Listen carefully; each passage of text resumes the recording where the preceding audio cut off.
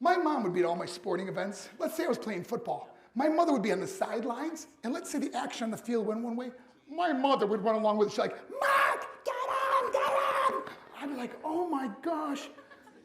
I'd be on the field, we get in the huddle with the guys. They go, Mark, is that your mother? I go, no, I never saw her before in my life.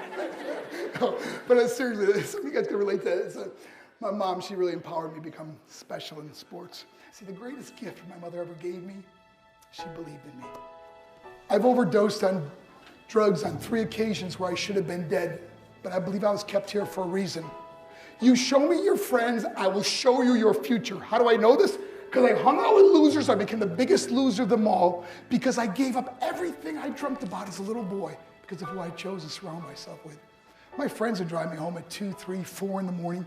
We'd be drunk and high in the car. We'd pull up in front of my house. My buddies would go, Mark, the light's on. I go, oh man, my mother's up. See, my mom wouldn't go to bed until she knew her son was still alive.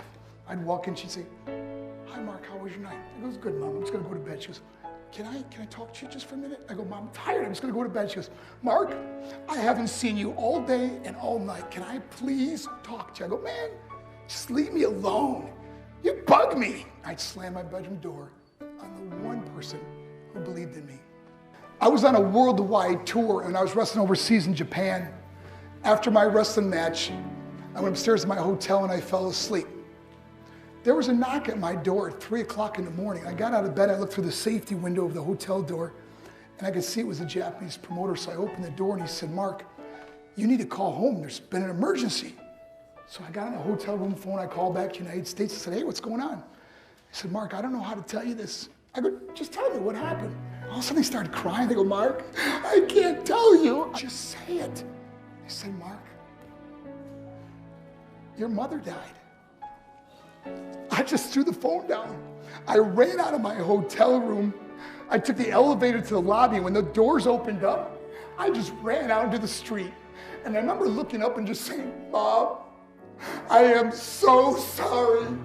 I flew home for her funeral and I was so nervous to walk up to her casket. So I just stood way in the back. I remember just kept thinking to myself, I'm like, Mom, please wake up. Please get up.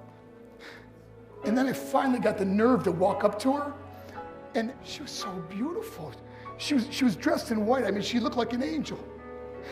I said, Mom, you are my hero. Everything I am, everything I hope to be was because of you. You loved me so much. You gave me a life. You worked 2 jobs. You're the only one that ever believed in me.